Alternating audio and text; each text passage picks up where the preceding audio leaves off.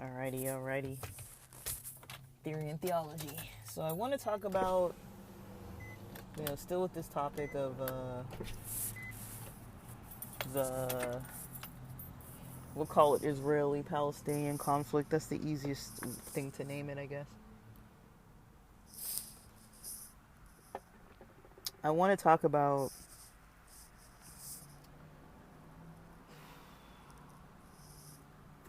modern day anti-Semitism, prejudice in general.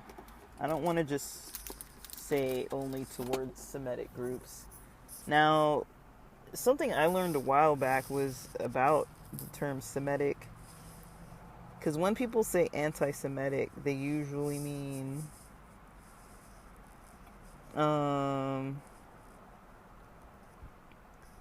usually people use that term to mean anti-Jewish or prejudice against Jewish people.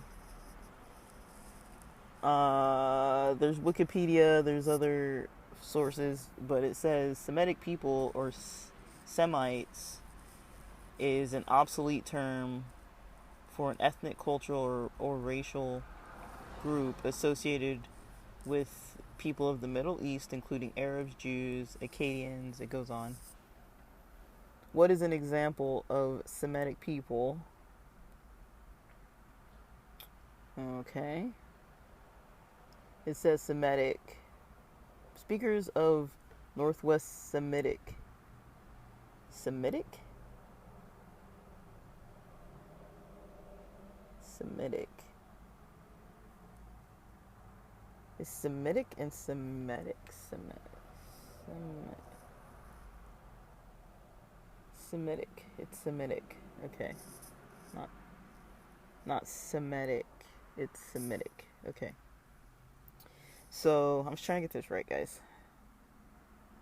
So it says, speakers of Northwest Semitic were the Canaanites, in parentheses, including Phoenicians, Punics, Amorites, Edomites, Moabites, and Hebrews.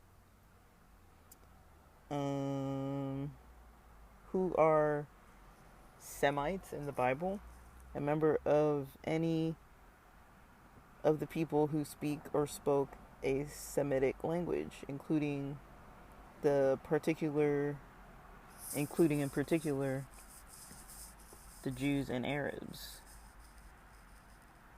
And so when somebody says anti-Semitic, it's kind of interesting. Maybe I'm pronouncing it wrong. I've been pronouncing it wrong because I guess it's Semitic, not Semitic. But when people say anti-Semitic, usually it's talking, people mean that to mean against the Jews. But why is it not against the Arabs? People don't say that against the Arabs. People don't use that phrasing. Because I guess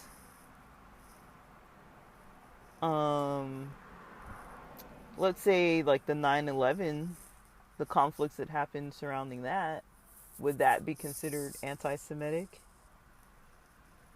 All of the profiling at airports and all this other kind of stuff, would that be considered anti-Semitic? I remember a story that happened on a plane. It wasn't me on the plane, but I remember a story on a plane once about Jewish people pray at certain times of day. Sometimes they put on tefillin, and I guess there was a guy, maybe a young guy, who was kind of putting on tefillin, and somebody saw like him wrapping his arm, with those cords and things.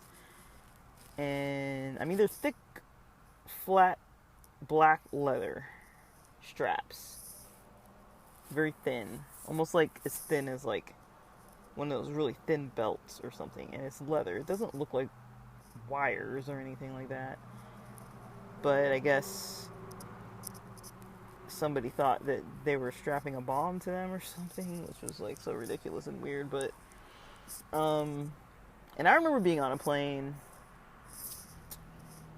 maybe last year. This was maybe last year. There was a guy who got on. We were mostly all seated. There was a guy who got on the plane who wasn't one of the last or one of the first. I was already seated. There were people coming in. So let's say I was near the middle. There were people that were still coming in behind me. And there was a guy who was seated, kept checking his bag up top. And I guess at one point, I don't know if he leaves his bag on the plane or rushes, like he gets up and runs off the plane or whatever. And there were people that were like upset by this. I don't fully remember what he looked like. He didn't look Caucasian. He didn't look black. His skin was a dark skin tone. He could have even been Mexican. I don't know. Black hair, brown skin. Wearing just like modern, Western, typical everyday LA type clothing. And people got on the plane. You know, there were a couple people who were like, I'm not comfortable. That guy seemed suspicious. Why was he acting all nervous like that? He seemed like he was nervous and ran off the plane and never came back. Somebody saw that that guy never came back and got suspicious and left. Asked the plane to stop and leave. And then after they left, when we were, you know, still driving in the airport, the plane has to come back to the gate because other people wanted to get off the plane. And they were like, okay, guys, like, we're not going to stop the plane again. So, because they'd already stopped it twice to let people off, before we took off. All related to this guy. I mean, obviously nothing happened. But would you consider that anti-Semitic actions? You know, somebody being upset with a Jewish person for putting on tefillin, thinking that they're gonna bomb the plane, or someone leaving a plane and then other people getting concerned because of the way the person looks, thinking that somebody left a bomb on the plane, or people at the airport. I remember once being at the airport with a guy in line and he had like a turban on. I don't know what religion he was or what. He was nice to me. We were just kind of chit-chatting, and he's just saying, oh man, like I hate airport security. You know, he's just like, I better take my medicine now because if I don't, they're going to take it from me. They're going to harass me. I'm just like, oh man, it shouldn't be like that, you know, like, I had sympathy for the guy. I don't know this guy. He's a complete stranger to me. He's just wearing a turban. He's kind to me. He's just stating how life is for him, you know, and I'm just like, man, that sucks, you know. And I had a belt on, and he was kind of like, you know, you better take off your belt because they're going to make you go back through. And I was like, oh, thank you, you know. He's like, yeah, you can't wear a belt. Like, you better take off your belt. And I was like, yeah, can you hold my space in line? And he's like, yeah, cool. And I go put my belt on the scanner thing and then, like, come back in line. And he's still kind of talking, like, I always get harassed. I hope I don't miss my flight, you know, like. And we're, like, near the front of the line, you know. And then I never saw that guy again. Like, I went through security. Everything was fine. I never saw him get through security. He was saying how they make him remove his head garments and all this different kind of stuff, you know, and I was just like, dang, you know, is that anti-Semitic? You know, I'm not getting treated like that, like he's getting treated like that, and he already knows the drill, that like this is how, and this was like, these situations all happened within the last year or two. This wasn't even like closer to 9/11 or like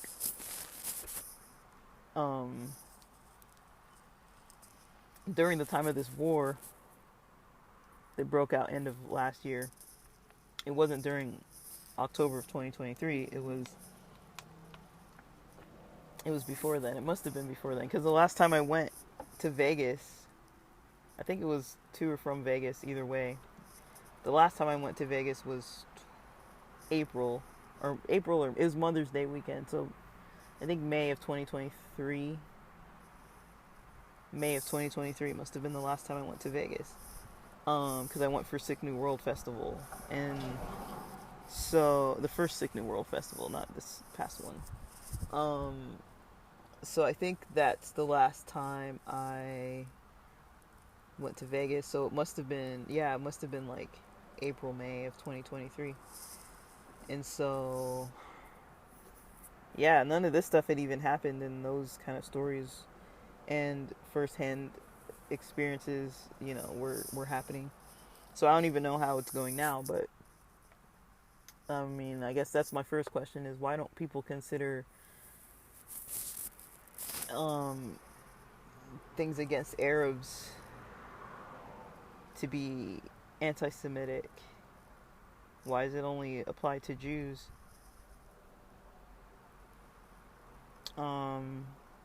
Now, like I said, did I say this in this episode or a previous one? I don't like the killing. I don't want Palestinians killed. I don't want Palestinians killed. I don't want Israelis killed. I don't want any of them killing each other or other nations stepping in killing any of them. Or one nation being supported over another group of people. I don't fully understand what is going on in the first place. Refer to the previous episode where I was trying to kind of break down some of this stuff about the promised land and Canaan and who are these Canaanites and aren't they Jewish? Are they not Jewish? And the story with Noah where you hear the mention of Canaan and Gaza, which is part of the territory of Canaan, Canaan being the son of Ham, Ham being one of Noah's sons. It's like, who are these people? But if you think about it, if that Noah story is right, there must have been other ethnicities, but I don't understand how you could have the lineage of Noah, his wife, and not be Jewish. So was the original Canaan Jewish? Because it seems like after the Exodus, when they're wandering in the desert, and then they see the promised land is Canaan, and they send out spies to the land. Is this the same land that we're talking about that Noah's grandson Canaan is in charge of? Because if it's the same land, it's like they had left or gotten persecuted to the point where they were enslaved and left and were enslaved in Egypt and then came back to that land. But there was other land that was populated, so why is that land the promised land, and why does everybody need to be there? Like, why do Palestinians and Jews both want this land? I guess that's what I'm not fully understanding, because people go back to the 1940s and the 30s and all these other times, but I'm talking like way back. Like, I think the story gets really confusing, because it's like, well, if you think about even further back in time from the 30s and the 50s and the 40s and all these other times where there were battles and wars and things going on. And there's that documentary called Promises that shows these kids who were, it shows Israelis and Palestinian kids, teens getting together, interacting with one another. And some of them really have very well established ideas of like whose land, and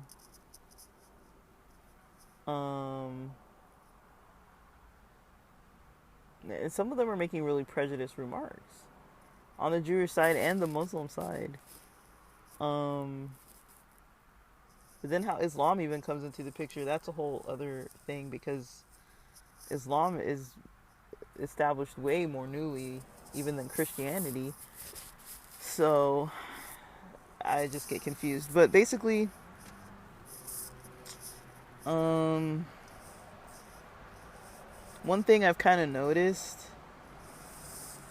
is, and I'm not trying to like shame people or talk crap about people, but one thing I've really noticed is how much I've heard of people hating on Jews and spreading anti-Semitism, but anti-Semitism not against Arabs, anti-Semitism against Jews.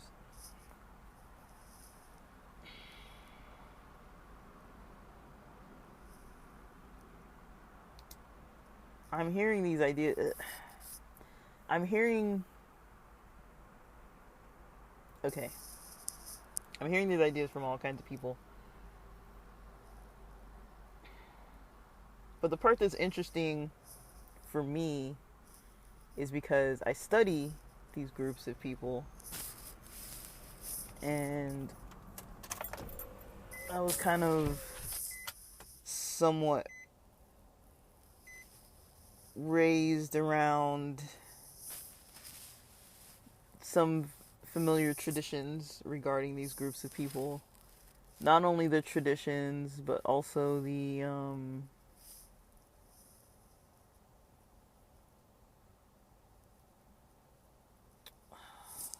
what would you call it?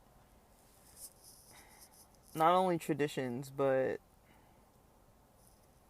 just kind of like history. You know, being raised in a Christian environment, and then a Seventh Day Adventist environment that has maybe somewhat more uh well, a little bit of crossover with some Jewish values with the dietary laws and the Sabbath laws.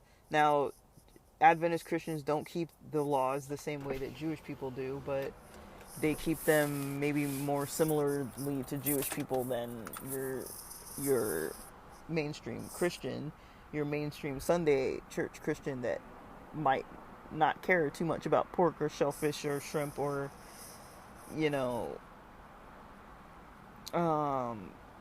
pork, shellfish, shrimp, those kind of things. And the Sabbath, like being Friday sundown to Saturday sundown, you don't really hear. There are other Christian groups, but you don't hear a lot of them talking about that kind of thing. And then you don't hear a lot of. Yeah, you don't hear a lot of them talking about it. You don't hear a lot of.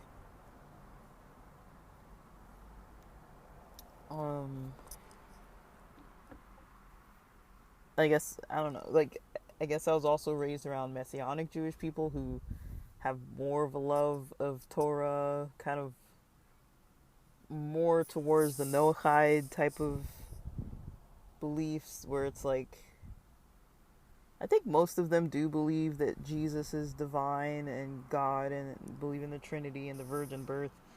But I'm pretty sure there are some Messianic Jews that don't believe in that, but believe that Jesus is the Messiah, but don't believe in the virgin birth, and or that Jesus is God.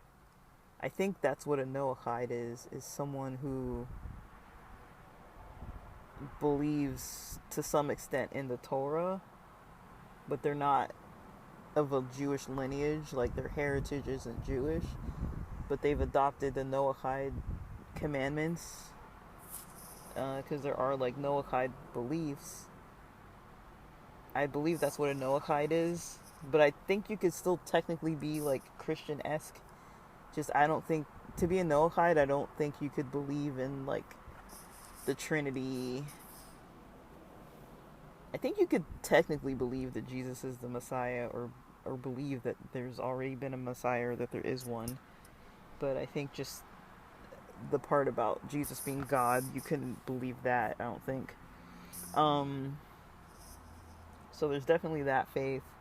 There's Messianic Jews, there's Jews for Jesus, there's Jews of multiple different types, and there's Christians that embrace some kind of here and there, like a little bit of Jewish culture, but not all of it.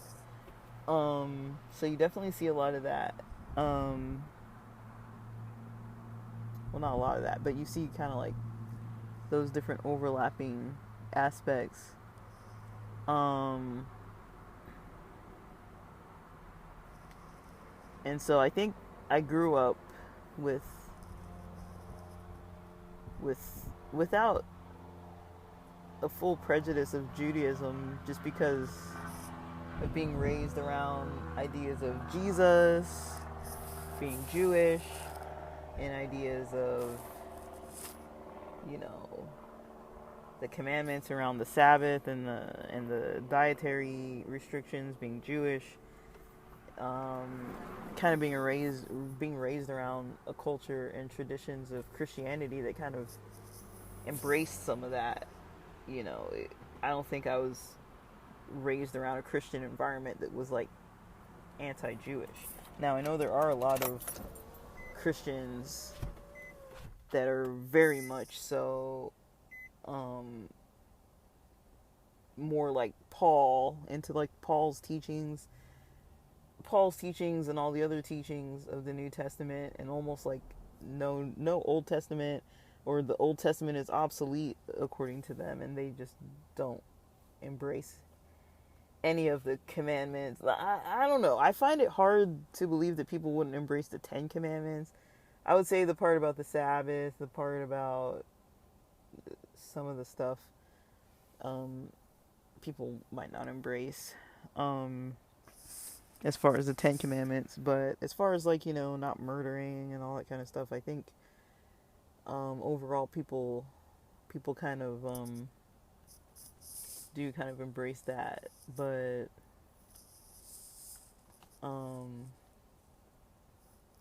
I've never really seen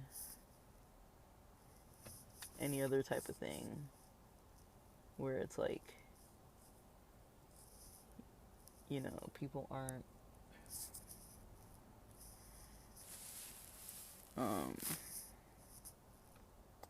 like, I've never really seen any other kind of thing where people aren't really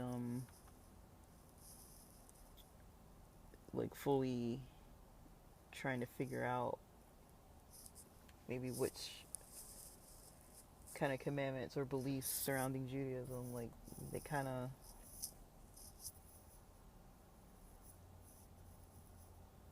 I guess, yeah, there's kind of a spectrum. There's kind of a spectrum there. Even within Christianity, about how much Judaism to embrace. And I have seen prejudice in the Christian culture against Judaism. I've seen that, which to me always baffled me because of the type of Christianity I was raised around. It didn't really have that. But I do see that coming out.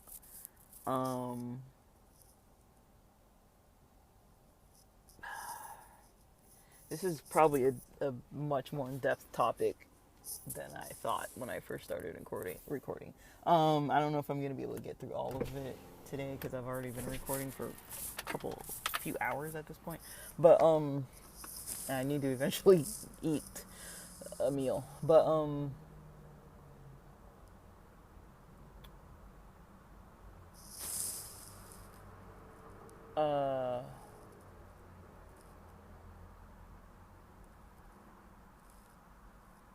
like, as far as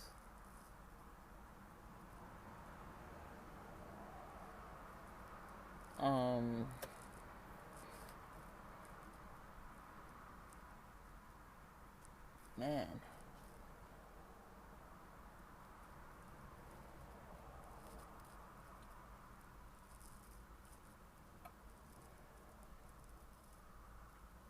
as far as, I guess what I'm mostly trying to talk about is, you know, like I'm saying, I was raised around a culture that wasn't like super prejudiced against Jewish people.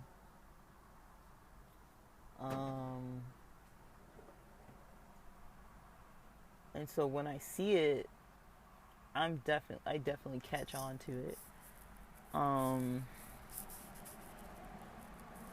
what people believe about the Talmud, what people believe about Orthodox Jews, what people believe about Israelis. The things I'm hearing people say are pretty surprising and scary. To hear people openly say certain types of things, hateful things. And I think the reason why people might talk to me about it is because, I don't look connected to Jewish culture in any way. I don't identify as Jewish. I mean, if you talk to me, I'll tell you kind of like where any lifestyle practices or interests overlap with Judaism, or if you just listen to this podcast, you can kind of see that I do kind of study somewhat in my own methods. But it's a little troubling, I feel like, what I've heard amongst, I'm not talking about any particular person at all, but I've heard amongst multiple friends.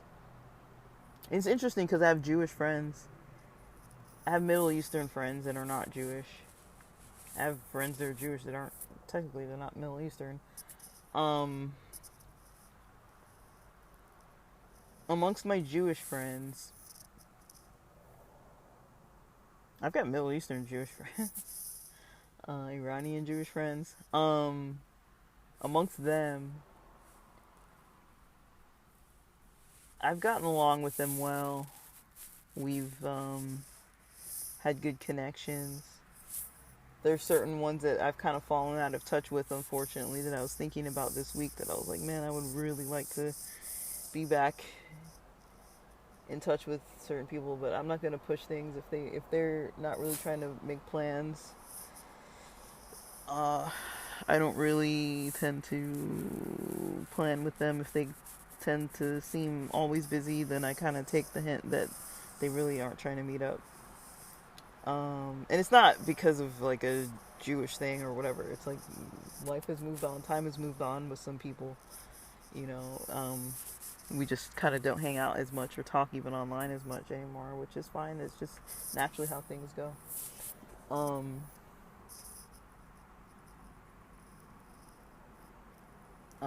But I've always been in the habit of trying to wish people happy holidays of their own culture that I know that they follow and stuff, and even if it's not something important to me, I try to like this person's having like a holiday and like wish them a happy holiday.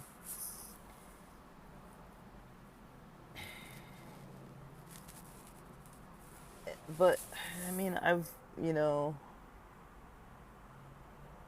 heard friends who aren't of either culture definitely be siding with the Palestinians. I've seen that a lot online, of people siding with the Palestinians.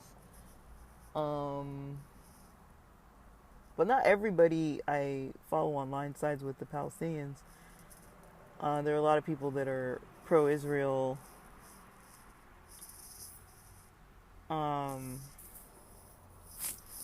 This is such a complicated topic because I feel like I can't like say what I mean.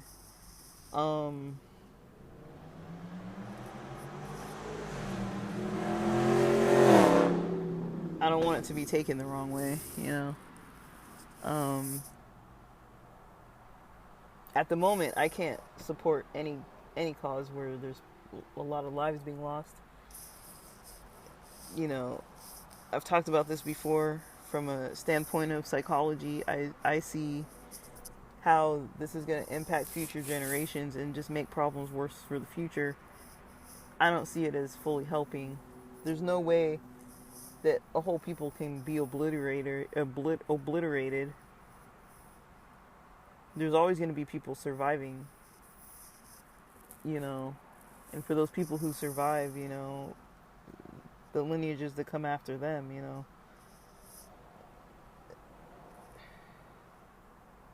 they get forced into generational traumas that lead to chaos in the rest of society, really. I mean, why does gang culture exist? Why do certain, cultures exist? In the US, if you trace it back, it's like there's always a group of people that got spat on, you know, traumatized by, a systemic oppression that, you know, people found other options for themselves. I'm not saying I like support gangs and things, but I'm just saying like it comes from somewhere. People don't just wake up one day and they're like, "Oh, I'm gonna start a gang." Like, "Oh, they started a gang, we're gonna start a gang too." It's like if you look at that kind of stuff, it comes from somewhere. That's kind of what I worry about. I'm like, okay, look at the kids in this generation when they have kids and or when they have grandkids. What are they going to be promoting to their people? How are they going to teach those generations about how to walk in the world? What opportunities are they going to have or not have access to that's going to lead them to choose ways to make opportunities for themselves that might not be so legal? That's where I see wars and stuff leading. I don't see it leading to peace. I don't see it leading. There's always going to be a group that gets, you know, that gets like the bad end of the deal, and ends up having to rely on other methods that the rest of society, wherever the people get established, the rest of the society where these people are in that have been from these traumatized groups, they eventually start realizing that they can't, be a part of mainstream culture without having to get involved in some other maybe illicit things. But that's kind of how I see wars for both sides. I don't even care like which person we're talking about at this point. Which group, if we're talking about Palestinians, if we're talking about Jews, who we're talking about. I don't even care who we're talking about. I think this is gonna mess with a lot of future society, and a lot of the peace in the future. On both sides.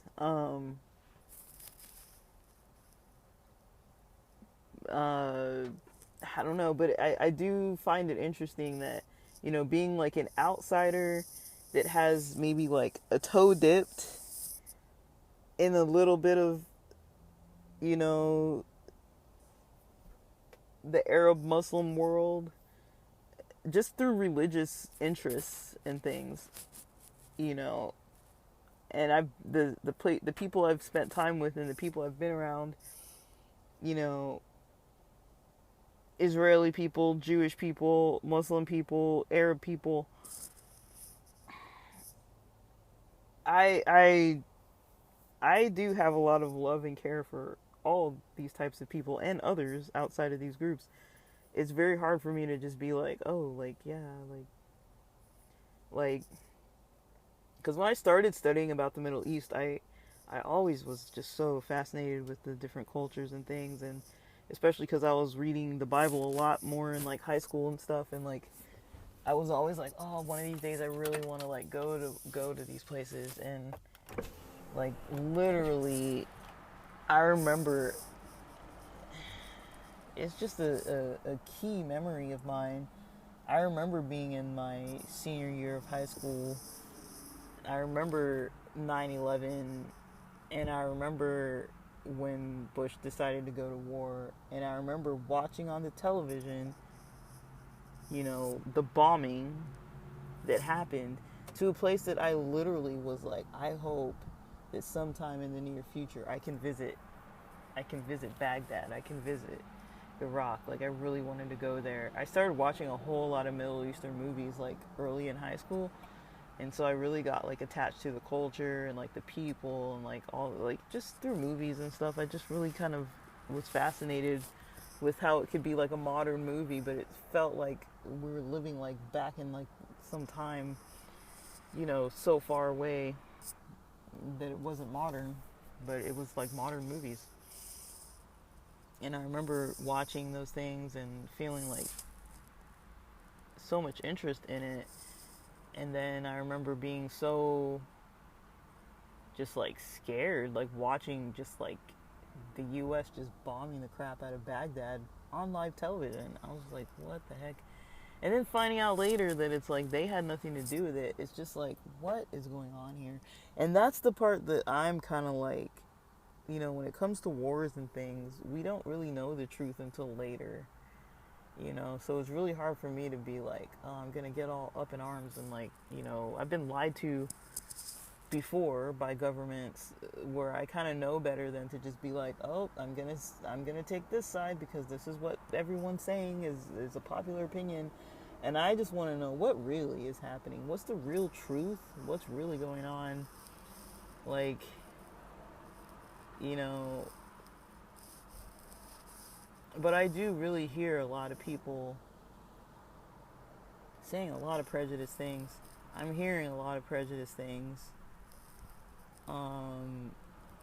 And I feel like people feel like they can say those things because, and they can. They have every right to, like, you can talk crap about black people, talk crap about white people, Mexicans, like, whatever. Like, you can tell me what you want to tell me, like, I'm going to listen to what you have to say. If you're my friend or someone I care about, I'll hear you out. But it is a little bit shocking to me because I'm like, oh, like,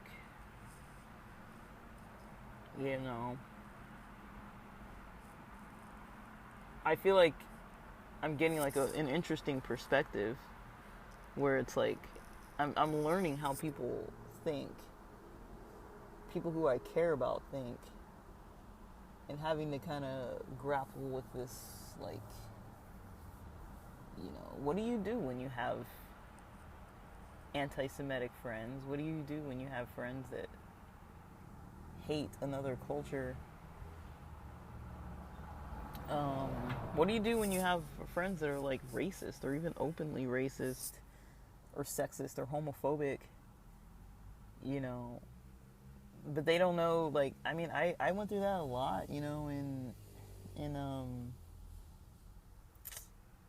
growing up around the Christian realm, just being around so many homophobic people and all the homophobic things they would say, and just being like, oh, like, that's what people say when they don't know, like, your stance on things or your life. People feel comfortable to, like, open up to you because, they feel like you have no connection, so they can tell you that,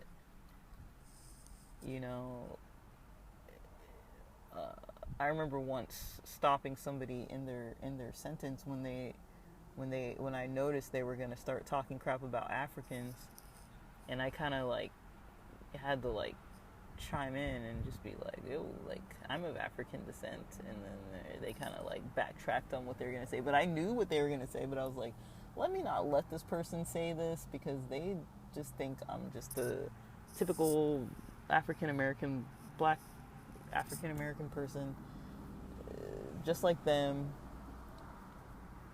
I don't have an accent, and people don't really think about it, so, and here's somebody about to talk, there's a black person about to talk crap about Africans, where I'm just, like, sitting right there, and they're literally talking to me without knowing that, like, dude, I've got African parents, African aunts and uncles and cousins, and, like, yeah, dude. But people don't really fully know that all the time. But it's stuff like that where you kind of, it's not uncommon for people to kind of express their opinions, their prejudiced opinions, if they don't really know where you're from or where you're coming from or what you believe. I mean, I'm not an African Jewish person, But if I was, it might be interesting just to hear, or I'm not like an African Muslim person, because if I was, it might be interesting just to hear what people had to say if they didn't really know that about me. But I do study these cultures very deeply, and to me, they mean a lot. Both sides mean a lot to me. Um, but it's just interesting because I'm gathering like a perspective that's like interesting to me. It's just really weird. And, you know, I'm learning what people have to say about Kamala. I'm learning what people have to say about Trump. You know, I'm learning all these different like racial related things, prejudices that people have to say because they think because I look a certain way or live in a certain place that I'm going to take their side and agree that yeah, like I agree with her cuz she's black, or I believe in him because of whatever, you know. And it's like I don't have faith in any of these people. I don't have faith in any of these politicians. I don't have faith in any of the military groups. I don't have faith in any of it. Like, I feel like I'm being manipulated. We're all being manipulated to kind of take on a cause that we don't really understand, and then we're promoting death and killing on either side. Even if it is someone's going to say, well, it's in our self-defense. It's like, well, you're still killing the other side. You know, and I don't know what to do about that. I've never been in a situation where somebody was literally trying to kill me because of how I look or where I'm from or where I live or what my passport says or whatever. And I'm trying to work through that system and feed my family and work and get across different borders and get to my job and, you know, pay for housing and not get kicked out just because of some racial prejudice and all this kind of stuff. Like, we've definitely faced racial prejudice. I remember there were some areas where we weren't comfortably able to move into. They tried to pull the wool over our eyes about certain stuff because the community didn't want black people moving in there. Their property values were going to go down. And it was a really ritzy area, and we got lied to. They said that the house was sold when it wasn't sold. And my dad was going to press charges, but we ended up finding a different place that we liked better.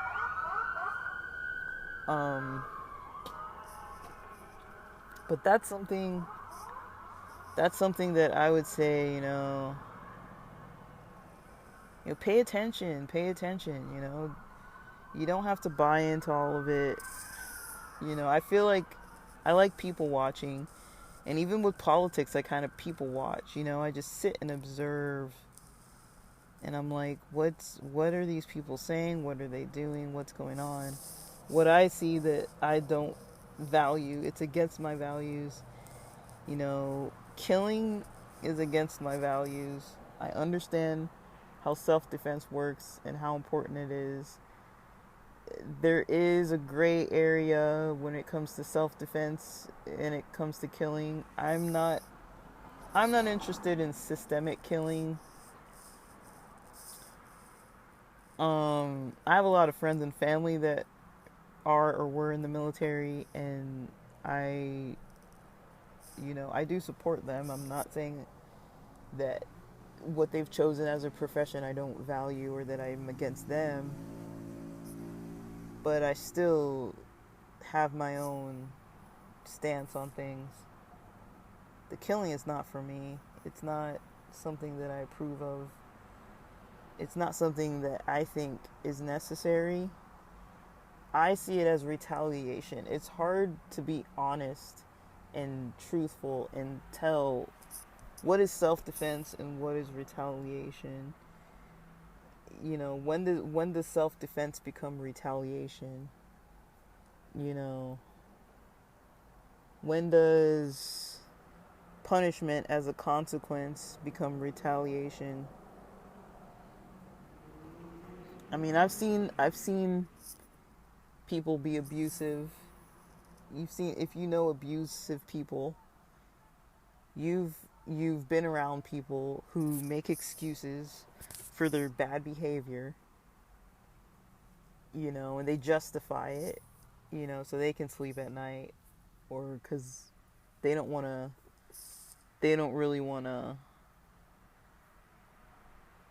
publicly disclose that they were wrong. But even, myself having a history of abuse when I was growing up, like there were people that I knew that they would hide it. They hid their actions. These were adult people hiding their actions. They lied about their actions. So to me, it's like, okay, well, why are you lying about it? Why can't you just say what you did when I mention it? Why do you have to lie? If you do think you're in the right, you would be boasting. You wouldn't be lying. If I'm talking to other adults about what you did, you wouldn't be lying. I've had other adults say, oh, like, how I treated you was wrong, it was bad.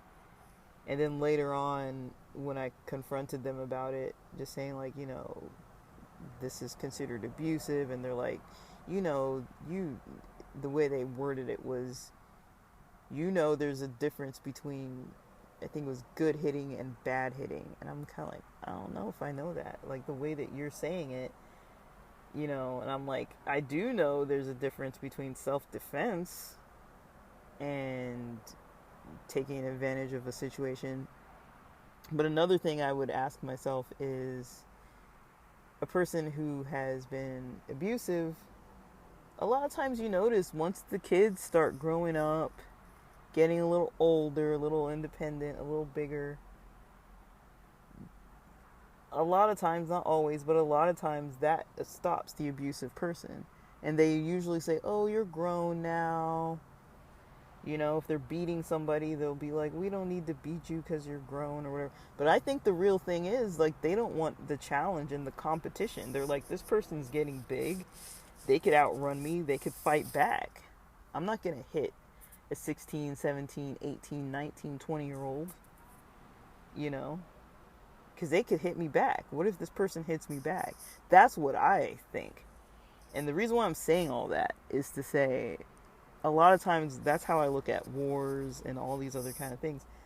People say certain things and it's like, oh yeah, that sounds right. But then when you take a step back and you look at it, it's like, well, why is it going this way? It's like, oh, if you're saying that they're defending themselves, but they don't look like they're defending themselves when they're going in and raiding all these places and killing all these children and doing all this other stuff, or they don't seem like they're defending themselves when they're like attacking,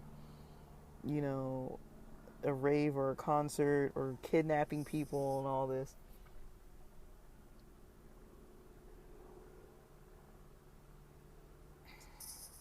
They don't, to me, that's not the same thing. But they're using that as an excuse. Just like an abusive person uses an excuse to say why they're no longer doing that or why they think what they were doing was right. They know that what they're doing isn't right, or else they would be posting it online and being like, hey, look who I abused today. Like, let me tell you about my day on Instagram instead of posting pictures of food. Like, I did this terrible thing to this person. People don't say that because they know it's wrong. They know that what they're doing is wrong and they shouldn't share it on the internet and they're going to get in trouble, right? That's what I think. That's how I see it, I think people use wars as a method of abuse. I'm not saying every war starts out that way, but I do think wars lead people to do things. Maybe under command. Maybe a commander insists on them doing something wrong. That's very possible because that definitely happens. So maybe it's under the command of a leader. That's a scenario that I don't really know how to fully address because it's like, I've never been in that situation. But I do know it's like, sometimes it's like, well, if I don't kill this person, then I'm going to get killed. So I do understand that aspect. But I really am not for the killing because I think it goes too far. I believe that when people do wrong, there should be consequences for their actions. I don't know what I think when there's systems in place that become oppressive, I don't know what I think about there being systems in place that are oppressive. Because I am and have been under those systems and don't find them to be fair. But humans, humans like to pretend or lie to themselves and fake themselves into thinking that what they're doing is the right thing. We can convince ourselves of anything, you know. But sometimes it's like, sometimes what I do that kind of helps me to kind of shift my perspective is to take out the groups completely. Take out the groups completely. If this was Japan, if this wasn't Israel versus Palestine, if this was Japan versus South Korea, and we were seeing the same behaviors that we're seeing, but a Japanese group and then a Korean group were the ones that were, attacking or having like a military force or doing this or doing that, bombing, terrorist attacks, different, Hamas. Hamas is now, they're no longer Middle Eastern in this scenario. Hamas is something else. Something else. It's either, I'll pick one. Either South Korea or Japan is going to be Hamas in this scenario.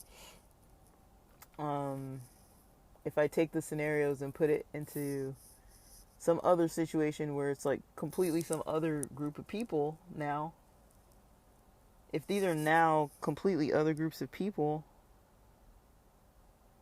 then,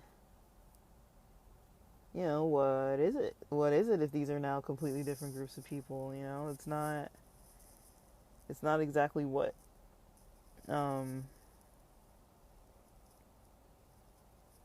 it's not exactly what we were saying anymore.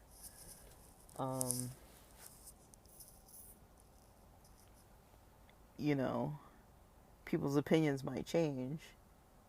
You know, does it make it different when you take out Jews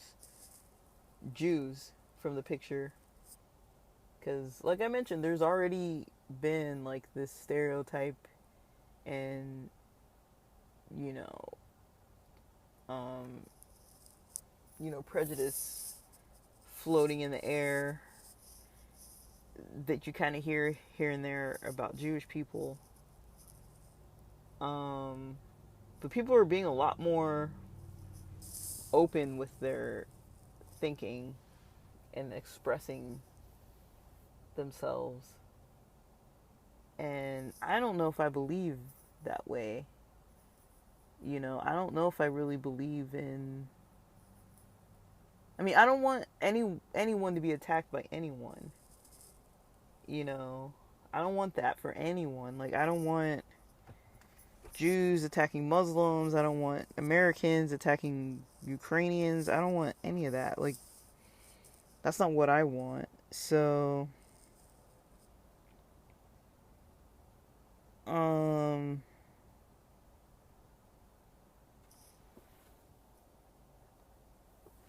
I don't really know what to really feel about it. It's like, I don't think I have a popular opinion. But I'm not for wars. I understand that they're gonna happen, and I don't know. There are wars like, okay, like the Civil War and like, you know, slaves being freed and things like that. That I'm kind of like, okay, that's kind of something that I can kind of get. Part of me does wonder though, is that really fully what was happening there? Was there really like a civil war? Not was there a civil war, but you know what I mean? Like, was that really the purpose of it? Was there some other underlying thing, which I don't really know?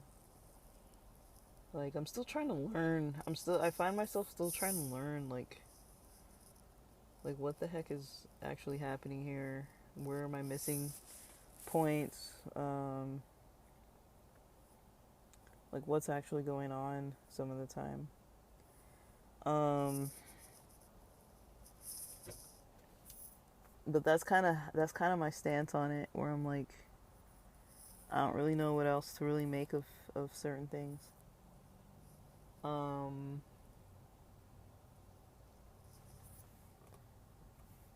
but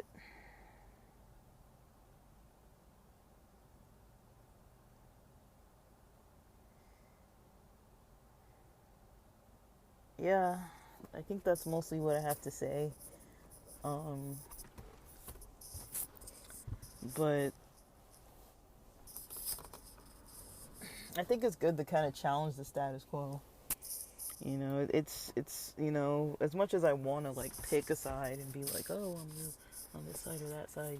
Like I really would need more information to really be choosing a side, because I really don't think I really actually understand what's going on currently. What's going on, especially because of what I mentioned in the other episodes about how long these things have been going on for. It's like, you know, it seems like we're circling back to like a problem that's been going on and never resolved and won't ever be resolved. I don't think there's a way to resolve this. Um, I don't think war is going to help anything. I don't really see the end result of war helping. It seems like all these wars that have been going on don't help. I've talked about this with someone before. Like, we've been at war. The U.S. has been at war pretty much most of I think probably almost my whole lifetime. I'm 41, you know. And so when I hear a lot of the content that's online here and everything, and I'm 41, and I'm like, well, we've never not been at war, and I know how propaganda works, at least the general working of it, and I understand psychology of things. They're not going to appeal to all sides and tell you the honest truth. They're going to tell you what you need to hear, what you want to hear, sensationalize things. Any side is going to do that. That's how our Western media works. It doesn't help you to really make an informed decision. But that's also not a popular opinion. But I would say, take get off the news. Get off the news. Take ideas that you hear, a sentence or two sentences that someone says, Kamala, Trump, whoever the heck. Take a sentence or two sentences of any of these politicians and dive into it from a lot of sources. A lot of sources. That's how you research something. You don't listen to the politician tell you something and then be like, oh, they said this. That's what I believe now. No. Heck no. Heck no. No, that's not a way to do it, because they lie about everything. You got to dissect everything they say from multiple sources, opposing, for, neutral, different countries. You want to hear different perspectives to get a full range of what's going on. That's how research works, That's how you really do research. If you're not going to research and you just want to go on the emotional propaganda of things, then you're going to have opinions that are based on what the emotions are what they're wanting you to get your emotions to buy into. But, that's a manipulation. All this propaganda is trying to manipulate people into, like, being so, this side versus that side. And I'm seeing it more and more clearly. It's like, I have friends that it's like getting to a place. I'm not buying into that these people are my enemies because they believe differently, but it's getting to a point where I see that in society, that's what they want, is the division. They don't want people to be able to sit down, have conversations, disagree, and still go out and have fun together. I can see that the media is promoting that if my friends side with Israel, I shouldn't like them. If they side with Kamala, I shouldn't like them. If they side with Trump, I shouldn't like them. If they side with the Palestinians, I shouldn't like them. I'm seeing that, and I refuse to participate in hatred, on any level, really. I just want to understand. I'm trying my best to spend this time and energy understanding and not getting manipulated and pulled into like some of this that, you know. But I believe in charity. I believe in helping people. I believe a lot of these people need care packages, resources, help to get to safe environments. People have lost people. They need grief support. They need trauma support on all sides. On all sides. There are many places in the world where people need all of those things. And, I'm not just going to sit online and just be like bashing one side over the other. Everybody's losing. In my opinion, everybody's freaking losing. All these future generations that are getting impacted by this, we're all at a loss. We're all at a loss, We're losing information from elders. We're losing traditions from people. Who knows, future scientists who could have been curing diseases are being killed in these places, It's like intelligent people, intelligent, hardworking, productive members of society are being killed. That's how I see it. I'm like, well, maybe they could have been the next whoever, like maybe that kid, could have been the next big inventor, could have been the next, healer that solves a lot of issues and creates a new something so that people are no longer getting a certain disease. But nope, they're dead because of a war. You never know the potential that could be lost just out of all the stupidity. It's just, but I don't know. That's kind of how I see it. I don't really enjoy it. It's not like, it's definitely sensational. It's something that is kind of easy to kind of like sensationalize. I'm gonna go get some food because I'm starving. It's after 3 and I've been recording since like a little bit before 10:30, so I need to get a good meal in me and call it a day. But with that, thanks for listening.